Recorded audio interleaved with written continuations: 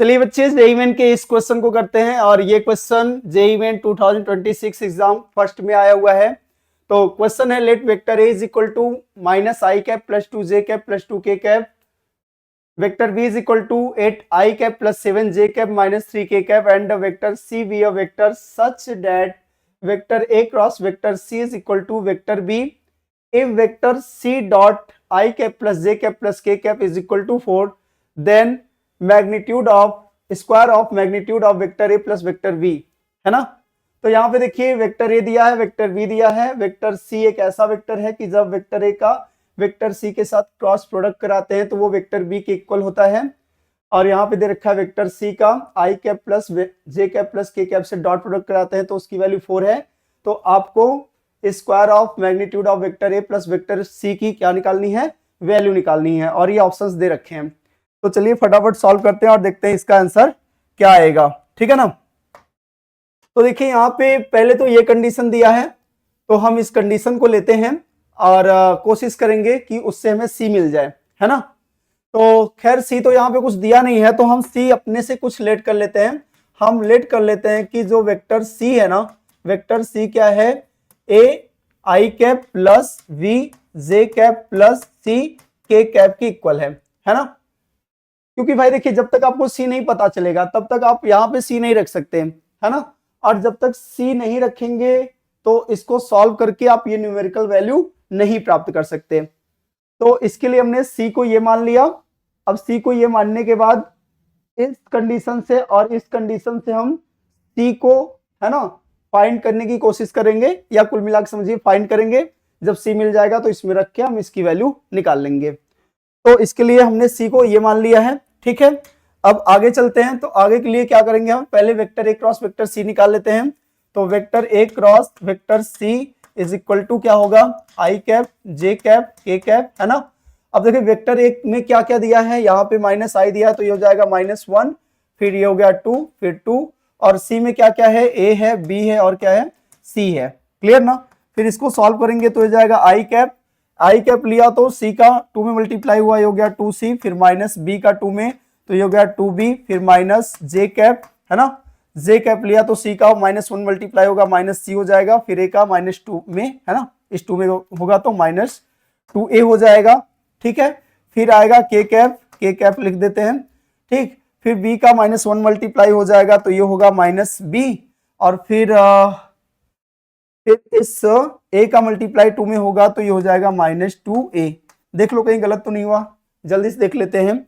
i लिया तो c का 2 में मल्टीप्लाई कर दिया 2c, फिर इसका इसमें कर दिया -2b, फिर -j, फिर c का -1 में ये आ गया 2a, सही है। फिर क्या हो गया -b का 1 में और 2 का a का 2 में, तो ये आ गया। चलिए ठीक है। अब देखिए ये जो वेक्टर है ये वेक्टर किसके इक्वल है, ये वेक्टर b के इक्वल है, और वेक्टर b क्या है, ये है।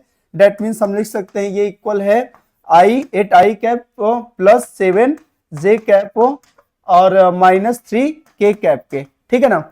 अब हम इस वेक्टर और इस वेक्टर को जब कंपेयर करेंगे तो देखिए 2c minus 2b is equal to कितना मिल गया, 8 मिल गया, या फिर c minus b is equal to कितना मिल गया, 4।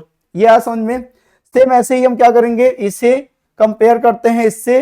तो यहां देखिए माइनस माइनस कॉमन लेंगे, ये प्लस हो जाएगा, तो इसका मतलब हुआ c plus 2a is equal to होगा 7 के। सेम ऐसे ही क्या करेंगे, इसे इसके साथ कंपेयर करेंगे तो यहां देखिए ये माइनस बाहर आएगा, ये भी माइनस है, तो ये हो जाएगा b plus 2a is equal to कितना, 3। इतनी बातें समझ में आ गई, इतना आ गया आप लोगों को समझ में, ठीक है। चलिए ये आ गया। अब देखिए क्या हम इससे a b c की वैल्यू निकाल सकते हैं क्या। तो जब आप इसको सॉल्व करेंगे तो मेरे ख्याल से a b c की वैल्यू नहीं आएगी। तो एक कंडीशन और दिया है, ये कंडीशन है, जब हम इस कंडीशन को लेंगे तो c का that means a I cap plus b J cap plus c के कैप का इसमें मल्टीप्लाई करेंगे तो ये हो जाएगा a प्लस b प्लस, है ना, c इज इक्वल टू कितना, 4, है ना, ये 4 हो जाएगा। अब एक काम करते हैं, हम यहां से इसे और इसे ऐड कर लेते हैं।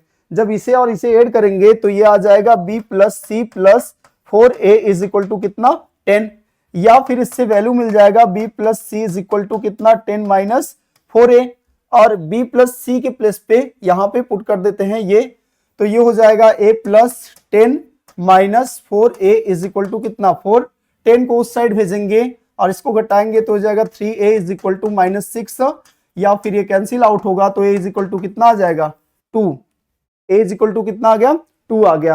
अब हमें निकालना है b और c की वैल्यू, तो इसके लिए क्या करते हैं, तो इस a की वैल्यू को इसमें पुट करेंगे तो c इज इक्वल टू आ जाएगा, ये 7 है, ये कितना हो जाएगा 4 हो जाएगा ना, 2 2 जा 4, और 4 को इधर लाएंगे तो c की वैल्यू कितनी आ गई 3।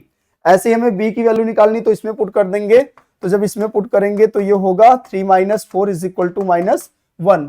तो इस तरीके से अगर आप देखें तो c, ये जो c है, c की वैल्यू कितनी आ गई, vector c is equal to आ गया, a की वैल्यू कितना है 2 है ना, ये 2 है, तो ये हो जाएगा 2i कैप, ठीक, और b की वैल्यू कितनी है -1, तो ये हो जाएगा -j, और प्लस c की वैल्यू कितना है, c की वैल्यू 3 है, तो ये हो गया 3k कैप। ठीक है, अब हमें वैल्यू निकालना है square of magnitude of vector A plus vector C का।